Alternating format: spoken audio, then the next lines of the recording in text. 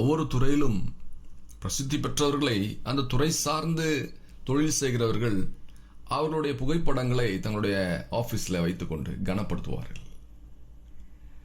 ஒரு பிசிஸ்டா இருந்தா யாரை கனப்படுத்துவான்? ஐன்ஸ்டீனோட படத்தை போட்டுக்குவாங்க. அதே போல தீர்க்க தரிசன பள்ளியில இருக்க வேண்டிய ஒரு படம் எலியாவின் படம். எவ்வளவு தைரியம் அந்த காலத்துல பாருங்க. அவருக்கு யோசிச்சிருக்காருல, சரி எனக்கு தீர்க்க தரிசனத்தை ஆண்டவர் வரமா கொடுத்துருக்கிறாரு, என்னை ஒரு தீர்க்க தரிசனியா வச்சிருக்கிறாரு. அவர் அப்படியே இருக்கல பாருங்க, அதை எக்ஸ்பேண்ட் பண்ணணும்னு நினைக்கிறாரு. அவர் ஆண்டர்பிரினர்ஷிப்ல அவர் தன்னை வச்சுக்கிறார். இந்த வார்த்தை சும்மா நான் வச்சுக்க கூடாது. இது 4 பேருக்கு சொல்லிக் கொடுக்கணும். ஒரு வேத பாடசாலையை நிறுவனம், அதன் மூலமாக ஒரு தீர்க்க தரிசன கூட்டத்தை ஏற்படுத்தணும்னு சொல்லி அப்பயே ஒரு அட்மிஷன் ப்ராசஸ் எல்லாவற்றையும் நிர்வாகம் பண்ணி நடத்தி கொண்டு வந்தார்.